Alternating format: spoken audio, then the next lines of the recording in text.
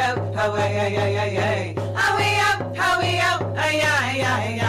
Ay, ay, ay, ay. How way, ay, ay, ay, ay. How way, ay, ay, ay, ay. Welcome back to the second hour of The Bridge with Kira. Thanks so much for listening. I did want to let you guys know that if you go to freedomslips.com, got wood,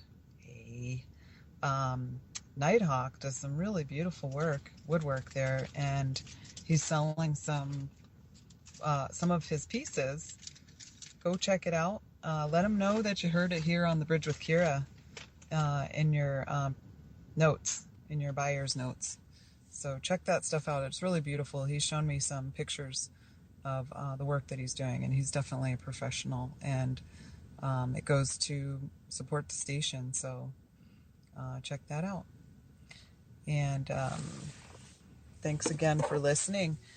I have another Oceti Sakowin warrior with me this fine afternoon. Are you there, Anna? I am here. Hi, Kira. Hi, welcome to the bridge. Boy, you've had a Thank you. Happy to be here. Great. You've had an exciting few days, haven't you? Oh, that would be an understatement. Yeah, it's been action-packed from not dying to packing up a complete camp with just 3 of us, so it's been nonstop. And you still have all your toes. I do, thankfully. They're a little numb still, but, for the most part, they're attached. So I can ask for nothing more in life. I did not know. You cannot prepare yourself enough for what you experience. I have seen all the photos. I've heard all the warnings. I bought new gear. I was all ready. And my first night in the teepee, I was convinced I was dying and immediately wanted to go home. But muscled through it, made it a second night in the teepee, and have not been in it since. And to be honest, I've been a little bit grateful for it. Yeah. It's nice to have some warmth and a roof. So, where do you normally reside? I live in Greeley, Colorado. I'm a student at UNC. Okay. And how did you hear about what was going on at Standing Rock? Well, I have known the people that I stayed with, Kat, I just met Kat, but Umpa and his family I've known him for about 3 years now. And so he's been great for keeping me up to date on things that have been going on. And that initially is how I found out from a lot of his postings. I read into it myself, especially when I saw that his daughter Tashina was dead. I was like, okay, I need to see what's going on that's causing such mishandling by quote-unquote law enforcement. And my interest was sparked from pretty much there on, and got directly involved, hands-on from that moment. Organized a rally on my campus, proceeded to do a supply drive for Standing Rock, and was able to finally make it up here twice now. So that's awesome. Thank you so much for doing that. Yeah. Oh, nothing's necessary. It's really been my pleasure and honor. Yeah. And although you're not missing the extreme cold, you do miss other aspects of being there.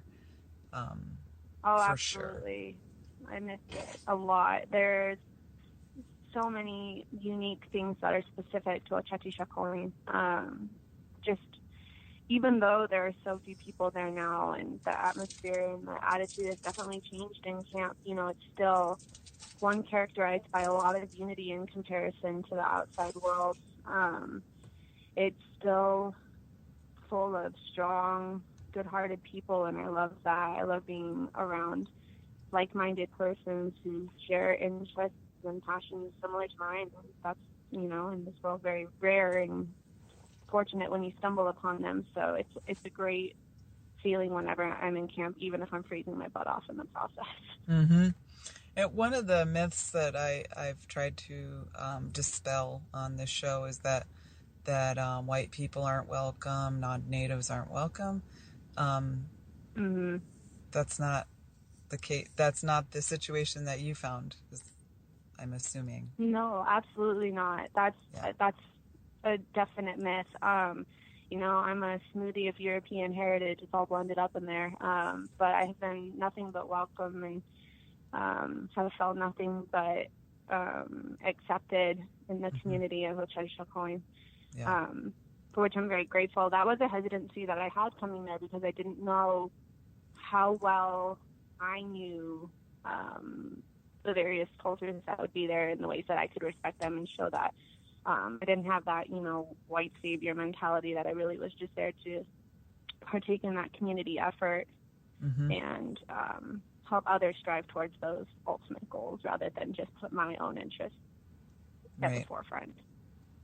But no, that's definitely a myth. I'm glad you're dispelling that. It's one that needs to be dispelled. But it's just really, you know, if you're willing to work, if you're willing to, you know, risk what you have, whether that be your possessions, your money, your life, essentially. If you're willing to do all of that, you're more than welcome in camp. It's not a matter of race. It's a matter of really the effort that you're willing to put in. Good. I'm glad that you've had that experience. I know, I mean, different camps have different, within Oceti Sakowin, you know, there's several different camps, you know, so maybe some other camps had different feels to them, but I always felt That's very welcome. true. There's so many people, you never know. Yeah, so, but yeah, I always felt welcome, and nobody messed with me. I'm definitely perceived as a white person, until, you know, people talk to me for a while and find out there's more there's more than meets the eye. There's more than meets the eye. Yeah, definitely. So, one of the things that you got to experience was the water cannons and the tear gas and the pretty extreme attack. You want to tell us a little about that? Sure. So I was there on what's, you know, phrased as Backwater Sunday. It was a night of utter chaos. I can't say it any better than that. It was my first day in camp. I arrived that morning at 5:30.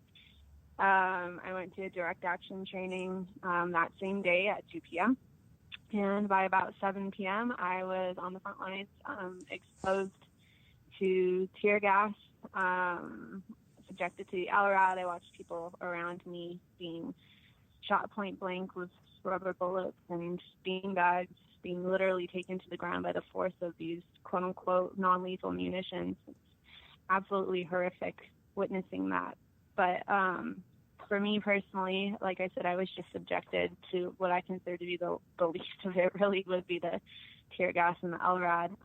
The tear gas probably being the one that's affected me the most, and something I'm still kind of dealing with the ramifications of.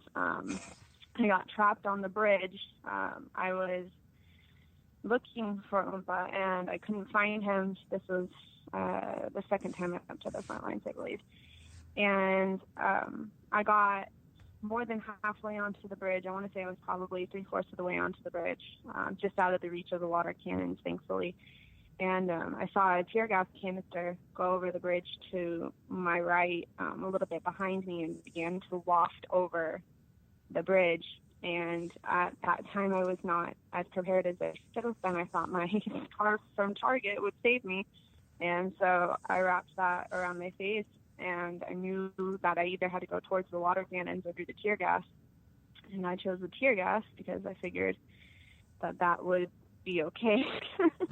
So I went through it, and that was mistake numero uno. I can't describe the pain that you experienced with it being my first time. Others called it spicy, or weren't really affected at all. But for me, my first time being tear gassed, it was just this eviscerating pain that just shoots down into the deeps of your stomach. It's just radiating, and it chokes you, and you can't see, and you're surrounded by all of these sounds of medics saying, medics coming through, clear the way, and you don't know what way to go. You're completely vulnerable.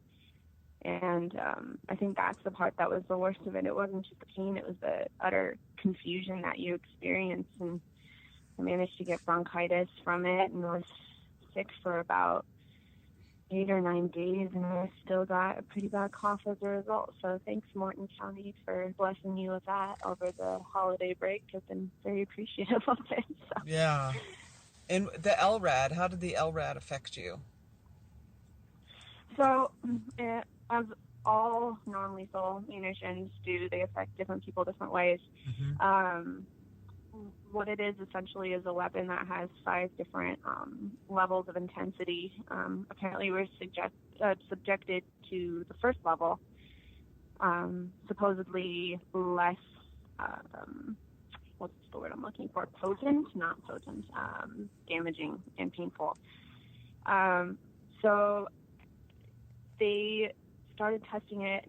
The message went out over the megaphone. We are now going to be testing the LRAD long-range acoustic device 321, and it's this piercing, pulsing, loud tinnitus projected over an amplification system, basically. It is just the loudest noise you can imagine. And when it hits you, it physically hurts. I don't know how sound waves physically hurt you, but these manage it, and it just causes confusion, and you don't know where you are, and everything in you starts to shut down. It's just, everything goes downhill very, very quickly. So for me, I was feeling that in my muscles for days. It caused so much cramping and physical pain that you can't recover from easily, and you can't, because it was cold even then. Wow. But it was not a fun experience for the LRAD. Doesn't sound like it at all. What about neurologically? Have you, had like headaches or twitching, in your extremities, things like that, as a result?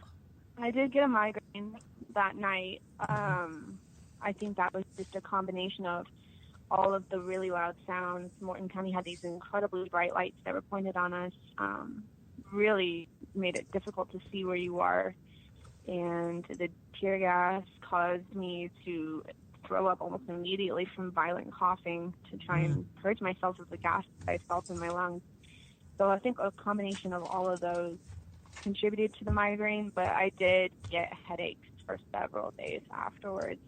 I'm prone to migraine headaches anyways, but I really feel like the increase that I experienced during that time was directly as a result of those quote-unquote non-lethal munitions. There's no doubt in my mind that what I experienced there did more than just what it did initially. Yeah, I've got to wonder about the long-term effects of these type of basically they're experimenting and using anti-insurgent Army manual techniques on American citizens. People should be... My friend... Oh, go ahead. I just think people should be really alarmed by that. It shouldn't be something like, oh, really? Anti-insurgent? No. No, it's definitely not something to take lightly. Yeah, but go ahead. Do you remember? My friend Damanji, he made the comparison of, he said, they've been testing these things on my people for years. It's really just another form of experimentation to see how far we can push the human body before they're willing to quit. Right. And how far can we bend their minds, both literally with our LRADs and our various other techniques that we have here that are essentially acts of warfare, but how psychologically damaging can we make people feel to the point where they will pack up, go home, give up, and, just totally quit on us. And I feel like even though we were subjected to all of that, and it was serious and it was painful, and it was something I'd rather not ever experience again, but I'll willingly do so if it comes down to it, they didn't break our spirit, they didn't break anything but our bodies, and those will heal over time, but it's just something that has been not really properly reported on, in my opinion. They'll list all these things. They won't say how bad things really were and how strong we were and how willing we were to put up with all of that. Right. What do you think, there's no law that says you can't, create shields or for instance, wear that, the tear gas mask, which you guys eventually did get the masks from what I understand, after Yes, you'd already been dosed with the tear gas. A little too late, but yes. Yeah. The idea that, Linda and I discussed this last week, that one of the sheriffs was saying that wearing the goggles and wearing the tear gas mask is an act of aggression. And I thought, well, that's really, really an interesting concept, because it very, very clearly lifts the veil on their pathology. That exactly your boundaries are an act of aggression towards us, but we can abuse you in any way we feel like it. That's like real obvious pathology right there, that type of thinking. Agreed. Yeah. So there again, wow, what we're up against. Yeah, as a criminal justice minor, I've studied a lot of the laws pertaining to the use of force, essentially, as a result of Tennessee versus Gardner. And I cannot comprehend how they can justify using the force that they did, even if they perceived putting on masks as an act of aggression, which I think is absolute insanity. It's self-defense. We have every right to defend ourselves. But, those non-lethal munitions that they were using are far down the line after everything else should have been exhausted. And I can say with absolute certainty, having been there, that the things leading up to it were not utilized. Right. And they were not options. They just escalated it right away into these insane, nearly lethal weapons, which I can't comprehend how there's no legal ramifications for them concerning that, especially with the 21 feet rule. A lot of us were out of 21-foot range. We posed no imminent threat to them. Anything except for their morals, really, was the only thing that we could have threatened them with. And to know that they were still so afraid of the power that we had just because of who we were and the collectivist ideals that we had and that unity that we were experiencing, that's what they were afraid of, not anything that we could have done to hurt them. Yeah. And they've never I don't understand. They've never been able to substantiate their claims that the water protectors were violent. That just hasn't been substantiated. There is no proof. It doesn't exist. Yeah, it's because it's been not nothing true. But peaceful. Right. Exactly.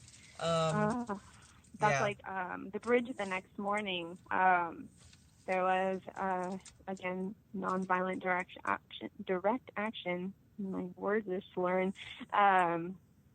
Action on the bridge the next morning following that night. So that would have been the 21st. And they kept saying that we had weapons over and over and over again until finally I assume it was the sheriff who was the man on the microphone. He never publicly identified who he was, go figure, proceeded to say there is a gun in your crowd. You say you're peaceful. Well, why do you have a gun? Essentially remove it and we won't hurt you, but that's cause for live round munitions. Basically saying since you have that present, we can shoot you. And that was terrifying to hear that, because at any second they can try to neutralize that threat, and it doesn't matter if someone's going to be in the way, whether it's an elder, a woman, a youth. They are going to try to neutralize the perceived threat that they have, no matter who gets injured in the way. We were able to remove that individual because we self-monitor and self-police ourselves and need them to do it for us. But with that exception, I've experienced nothing but peace and prayer on behalf of protectors on the front lines. I have not seen anyone throw anything or antagonize in a way that would imply the capability for physical harm. Like, I have not ever witnessed that. But that's just me, it's my experience. But from what I've seen from, accounts of reputable sources that are doing their best not to twist the story as much as humanly possible, all media is biased, but the ones that, are literally trying their hardest to show an accurate presentation of what's going on, that's been the case where we've been peaceful this whole time, and everyone's just not willing to accept that, I suppose. Yeah, so, the probable cause issue really comes into play here because they never substantiated anything, and yet they continued to strip search everybody that they arrested. There should be some sort of probable cause that they have to continue to strip search people that they're arresting, but it's an overreach for sure. And I know that they would say, just because I know kind of how that mentality will work, that they'll say by having an active presence, at these actions, you imply your own guilt. But that's not acceptable. That's not probable cause. That's not reason to strip search someone. Just because someone's present somewhere, it doesn't mean that they are committing a crime or that they have or are willing to commit a crime, which is the basis of probable cause, the intent to or having committed a crime. So yes, I agree. It's absolutely ridiculous and a total violation of human rights. I don't understand, again, how they're managing to get away with so much of the crap that they're getting away with. It's just entitlement. It's a level of entitlement that most people don't experience, except for in Indian country. It really is. And so, if anything, and it's the batch that's doing it. Yeah. So at least now, when Natives say that we're the group of people that are killed the most in custody, we're the group of people that are arrested for just existing. We're not even committing a crime, but we get arrested for just existing. Now, when Natives say that, people can go, wow, we've seen that on the live stream before, so we're more apt to believe you. Because before, when Natives would say that to non-Natives, they'd be like, what? That's insane. That could never happen in America.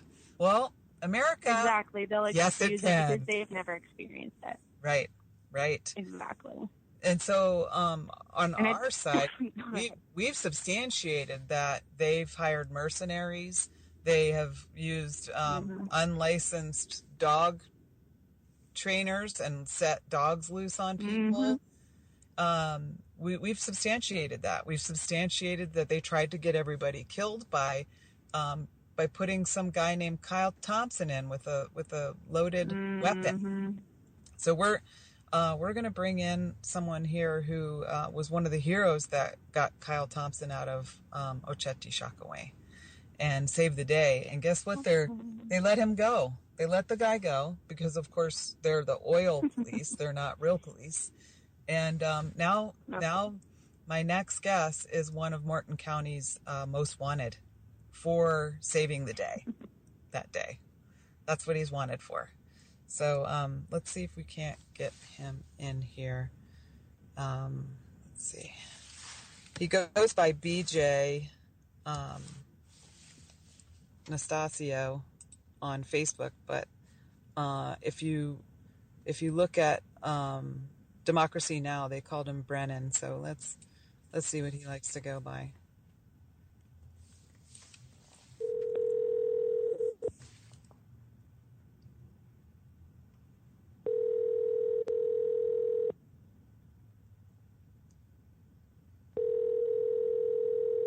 Hello? Hi, it's Kira. Welcome to the bridge. Is it BJ? Yes, ma'am, it is. All right. You answered the phone the first time. This is a miracle. I know. I had to come on top of the hill so I could get service. Oh, are you in camp? Yes, ma'am, I am. Oh, my goodness. You is it still like 50 below there? What's that again? Is it still really super cold, like 50 degrees below zero? I think it was only I think today was 10 above. Hey, so it's not too bad. That is tropical compared. So I've got another person who I've been talking with for the past half hour. Her name is Anna. Anna meet BJ. Anna Hi, just BJ. Anna just left camp. Hi, how you doing? Good. How are you? I'm doing good. So we were just talking about the day that you saved the day at Oceti Sakowin when the armed assailant came in trying to get people killed with his automatic weapon, and you and some other very brave people surrounded him, and you got him taken away. Yes, ma'am. So what happened after that? Well, we handed him over to the proper authorities, and BIA handed him over to the feds, and the feds handed him back over to Morton County, and then Morton County released him. And then soon after that, on December 2nd, I found out on Facebook that I had a arrest warrant out for me. Crazy. And so what is... You're doing something right. Yeah. What is it that they say you're wanted for? You're Morton County's most wanted list, huh? Yes, ma'am. They said I got a Class C felony terrorizing. Wow. That is gaslighting. Unbelievable. So they're charging you with what they should have charged him for. Basically. Yes, exactly. Wow. You heard it here. That's just, oh, God, it makes me so mad that they can get away with this stuff. So, are you trying to raise funds for legal counsel, or you handle that, or what's your situation there? Do you need assistance?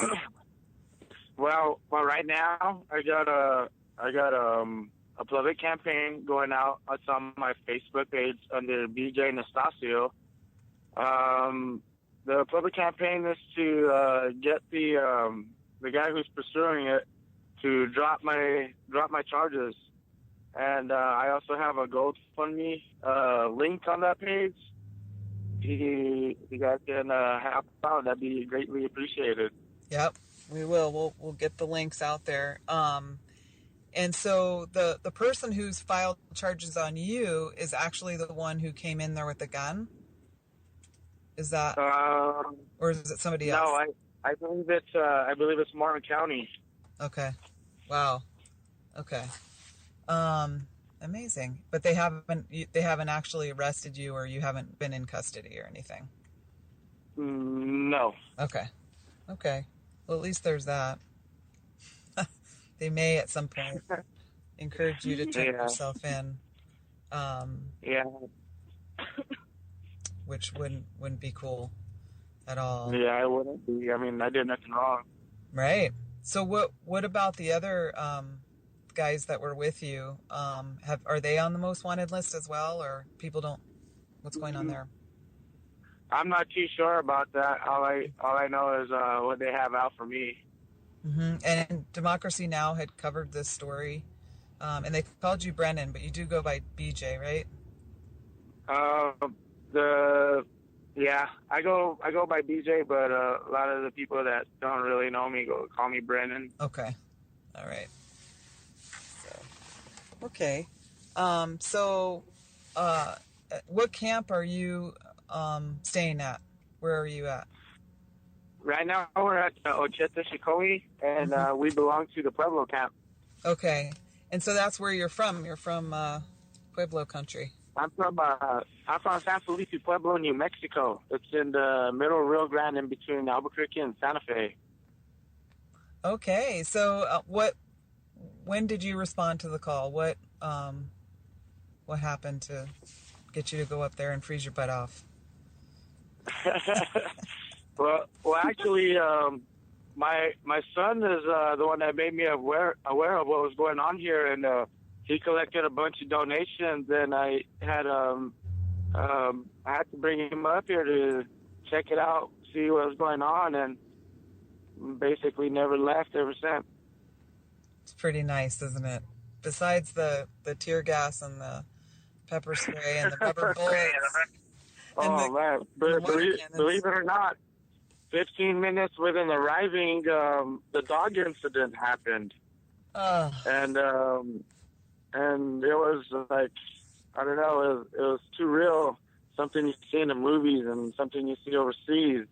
Mm-hmm. And I couldn't find myself to leave to go anywhere, because knowing what was happening here, there's no telling what these guys were doing. And, look what happened. All of a sudden, there's a guy in the crowd with a loaded weapon, automatic, to be at that.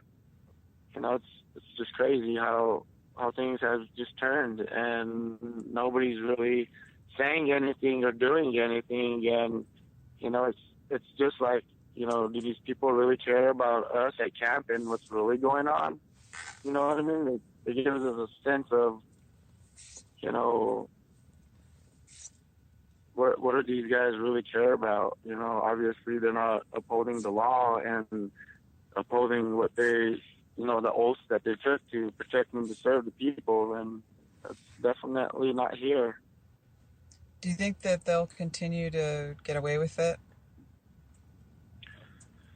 From the looks of it, I hope not. I mean, we're up against big money oil companies and the government here. Yeah, and it's they're even freezing our accounts, trying to get us, trying to get rid of us. I have several friends that we've been using to get us some money, and they froze their accounts. We're on a blacklist at Walmart to Walmart, if you believe that. Wow. So what how did you find that out? What happened? Some friends of ours let us know that the financial institution was asking like 100 questions, and there was by REI Financial, which is a financial institution that does Walmart to Walmart, said that we will no longer be allowed to send money to me or any of the other people because we're on a blacklist. Wow, that is unbelievable. They'll stop at nothing. Well, you know what? Screw you, Walmart. Thank you. I already avoid that place like the plague anyway, so we should do just one more reason. Exactly, we should do an Indian country boycott of Walmart and be like, I know, okay. right? It's funny you should say that. Because if Indians pulled out, man, they wouldn't make any money, especially in that area. Oh, man. We were joking. We were joking. It's sad to say. Go ahead. A while back, I was out there building Walmarts myself. You know what I mean? Wow. How ironic. Go ahead, Anna. What were you saying? On about 2 days after I got there, a friend of mine was joking around about doing something similar, but instead of a boycott, just going in to Walmart and then one by one buying one bottle of water and just walking out. That sounds like a good idea. Yeah. And that was before. See, I vote for it. Yeah, before the youth council did their silent action. I said, all these sheriffs calling prayer a riot, we should do a silent action and say, call this a riot. It's like, but they still do. Just call any riot. A completely silent prayer march is a riot somehow. And I that intrigued me. Like, how could they? Where are their brains at that they could do that? And it's just entitlement. We have these toys. We have these anti-insurgent war toys, and we want to use them. So, whatever we got to do to use them, let's just call this a riot. And they're automatically assumed to be correct because they're law enforcement. So they're automatically believed. and you can show them all of the live streams you want of the opposite being the truth, and it doesn't seem to matter. I do think there will be consequences for them. I don't know what they will be or when they will be, but the sheriff of Morton County has got a talking to by the Department of Justice, and that just may be from a PR standpoint that they did that, but I don't know. I don't think you can break that many laws and still get away with it. I'd like to believe that at this point, but I have little to no faith that there's ever going to be any justice really for us. But I mean, there's the hope's always there. I'm a hopeful individual, if not, not realistically so.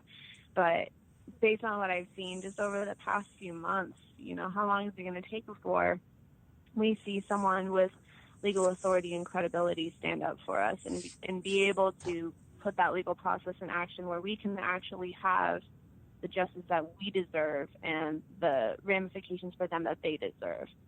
I'll like we've been saying in camp, I'll believe it when I see it. Right. I know, right? Just yesterday, I went into 48 to go get some, a little bit of groceries, and I saw on the TV at one of the little pizza place, Obama talking about, how he feels for Syria and all these other places and how he's accountable for all them things. Well, what about the accountability here that's happening on our own turf, you know? Mm-hmm. Mm-hmm. Where's our support? Yeah, these are your own people and where's our... it's just disheartening. It boggles. It boggles the mind. It does.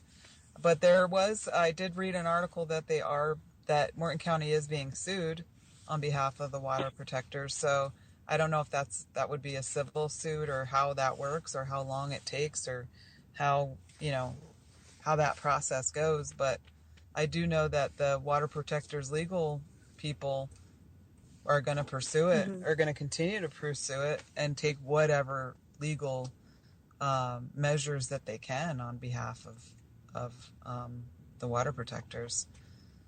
So I hope they're successful. I do too. And then I pray. I do too. Yeah. And then we have the drone footage that shows them aiming the water cannons right at people's faces and heads. When they say they're trying to put a fire out, really, was that person's head on fire? Because I don't think it was. I didn't see that. No. You can clearly see where the fires were. They were far out of reach, contained, controlled. Oh. For our that own night they were singling everybody out too as well. Yeah. Do you think that they were singling women out? Most definitely. I think they singled out Susie. She's Susie. She always has good words and input to say, and I think they singled her out. I know they singled me out because the percussion grenade just went up right beside me. Mm-hmm. And where that night, well, at my camp we have cold water rescue and that's what we do.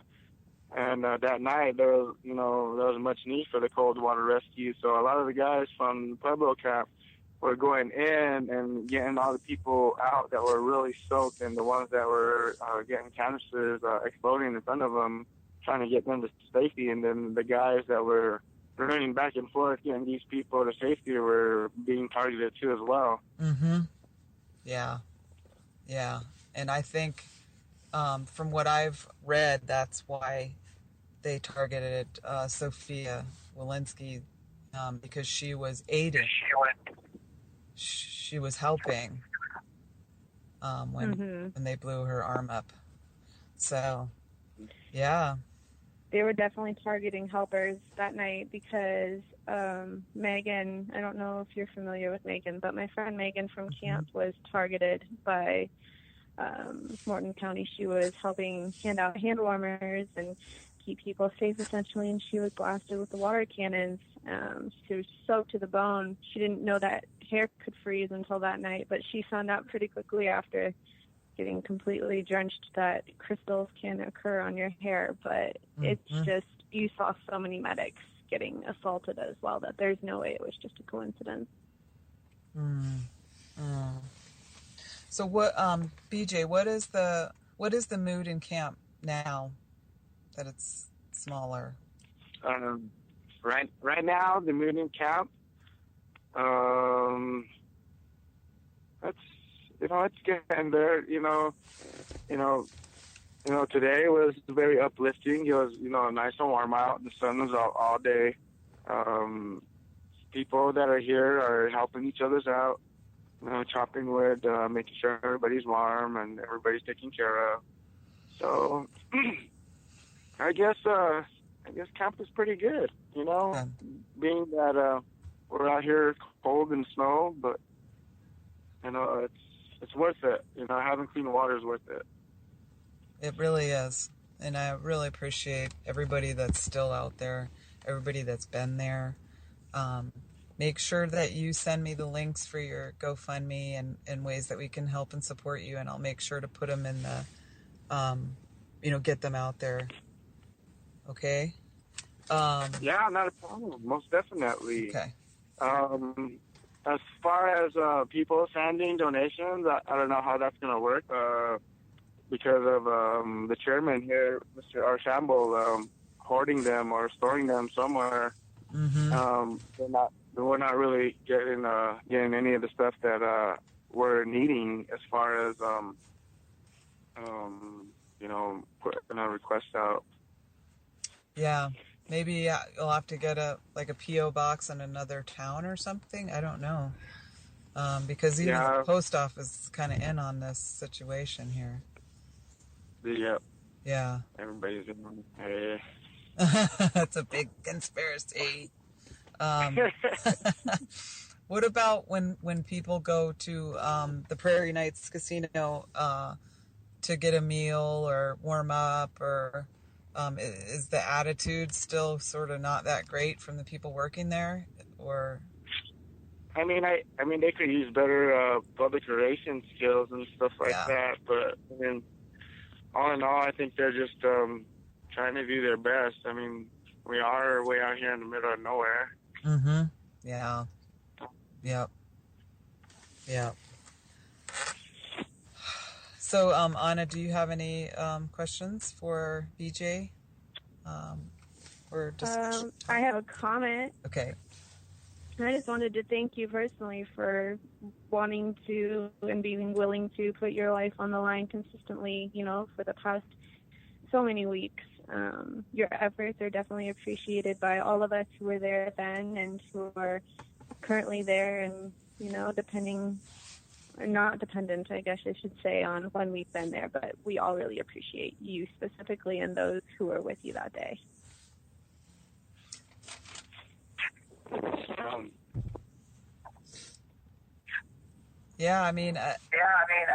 It's like we saw the pictures of you guys surrounding an armed guy, and it's like I struggle to imagine the type of guts that it took to do that. Just pretty incredible. But that's, when you want your people to make it, that's what you do. That's what a real warrior does. Yeah. Just call on Pueblo Camp. I would. What did Morton County want me to do? Did he want me to let Kyle go ahead and unload his gun on people instead of disarming him? It's kind of hard to believe that that somebody don't want that, and I hope that's not the case, and I hope they do drop my charges and acknowledge that I saved many people that day. And just to let you know, sister, I would do it again. I do it over and over again. And I came here not knowing how severe the situation was, and I took it upon myself as a Pueblo man, as a Pueblo protector and a provider, to stay and make sure camp was safe. growing up in Pueblo ways is a lot different, than what people are used to here. And we're glad to bring our Pueblo traditions up here to the north to our brothers and sisters up here and let them know that we stand right alongside them, not in front of them, not behind them, but alongside them. Mm-hmm. And, we will continue to be here as a rescue, as support, and, come by Pueblo Camp whenever you guys are around. Our doors are always welcome to you. Thank you. Yes, thank you. Thank you. Thank you for getting us heard. Yeah, that's been my mission here for the last, almost 5 months now. I was saying earlier in the show, everybody's hearing the story of the the important Indians that hang out with the rock stars and the movie stars, but it's my job to get the people on the ground doing the heavy lifting, their stories out, and so that's what I've been doing. And so if you have people in camp that they have a story they want to tell, just tell them to contact me, and I'll get their voices out there. We have a loyal... Oh, most definitely. Most definitely. There are several people here at camp that most definitely need to get their word out. Okay. We'll just have them friend request me, contact me, and we'll get things rolling. Most definitely. Thank you again. You bet. And so after Saturdays is our live show, and then Tuesdays from 6 to 8 Eastern time, we have a replay of the show on Irish radio in Dublin. And so we even have people in Europe who are interested and want to support, and are they've been fighting for their water rights too, so they can relate. And then everything goes out on my blog and on YouTube and everything, so people can check out the past shows as well. And we can put all the links in there on how to support the people who come on here. And nice. Yeah, so that's my job. I figured out a long time ago my voice wasn't supposed to be heard, so I figured out how to make it heard and bring as many other people whose voices aren't supposed to be heard along with me. So. Well, thank you. You're doing a very good job. I see you. I see you like what you do. Thanks you again. Thanks so much, and thanks to my husband Majikia, who's been doing the promos for me since we got this thing going. And since he started doing the promos, the show has just really taken off, and it's been a good group effort. It's not just me. There's a lot of people behind the stations that make things happen, and people behind the scenes, and it's all volunteer. So we love, this is something that we love to do. That's why we do it. So nice. Yeah. And thank you again for what you guys do. Thank you. And when we hear your stories, we just want to support you. And I know you're standing are you standing out in the cold? I'm actually in my truck. Oh, okay, good. Good. I am too, by the way. I live on the other side of the digital divide, so I do my show from the truck with my laptop. Nice. And a hotspot, so I could do it anyway. I actually did it. I did the show on the way there, and then on the way back too. I pulled over, and on the way back, I was somewhere in South Dakota, and it was really hard to get a signal, and so yeah, that was fun. Yes, it is. But I got to see elk frolicking in a open field, and I'd never seen elk before, so that was wow. That was pretty amazing. I tasted it before, but I never actually saw them frolicking in a field. Now you're getting me hungry. I know, for some elks too. Real hot. I was thinking about going top of the hill and go look at the deer real quick. And just go look at him and lick my lips. So how is the food situation? Are you guys well fed, or you guys get? I think so. Okay, good. We had some Pueblo women come from home and make chili and beans and all the good stuff. Right on. That's good. So you're well fed and cared for. Now we need a caravan, a bunch of Mexicans up here so they can cook Mexican food. Oh God, yes. Please make me a mountain of tacos right now. we got 2. We just need a couple more. Calling all Mexicans. Yeah. Get up Come there. support your local water protector. So my husband and I, we do this food sovereignty project. So we grow a lot of food, and we're trying to get to the point where we can. So that, but this summer we started a trade with the local Mexican restaurant that's our favorite, and I traded my tomatoes for tacos. It was a good trade. Yeah. So back to the whole barter system. Yeah. So we only have a few. I know I'm trying to feed everybody some chili up here, but then they're like, "Oh, it's too hot." What do you mean it's not hot enough? Yeah. So I think after the show I'm gonna go get some tacos because you've made me hungry now. I better be back because I'm getting hungry too. All right, we only have a few more minutes left. Is there any other info that you guys wanted to get out there before we wrap up the show? I just wanted to send a big thank you to Sam. You know who you are, and her crew. My bro Ben at camp, who's holding it down. All you supporters of the water protectors and everybody in the world that came and tuned in, and everybody that prayed for us, and I want to thank all of you guys. Without all of you guys, we're nothing. And every little bit goes a long way, and I want to thank you guys. Yeah, we're still praying every day, and we thank you for sticking it out. We know it's not over, so thanks a lot. What about you, Anna? Do you have any last words? Yeah, I also wanted to thank all the people who have been so kind to show us support, not only in the camps, but outside of the camps, in our own communities that we come from and all over the world, really. I've seen so much crazy support coming from the far deepest corners of the world I didn't know existed previously, and it's been very helpful in terms of getting supplies to camp. People have been so generous, but not only that, but boosting our spirits as well. So a huge thank you to everyone who's shown us support, and also for you for allowing me to come on the show.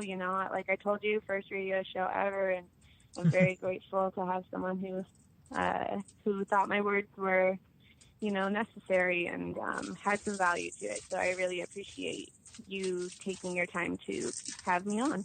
Oh, absolutely. Thank you. You're a good friend of the family, and I'm sure I'll meet you in the Black Hills someday. Or somewhere else. Yep. To all the listeners, please keep supporting the water protectors. They are giving up their comforts of home for you and for clean water and for our Mother Earth. Continue your prayers. And please tune in next week. We're going to take a little break from the constant No Doppel shows, and we're going to go into exploring some archetypes and things like that. So for Christmas Eve, we'll just do something a little bit different, and then we'll get back to Indigenous resistance, which is the real story here, folks. So that is it. We have 1 more minute left. Thanks again, both of you. And next time we're going to try to get somebody who keeps trying to get on the show but is never there at the right time. We're going to try to get him on.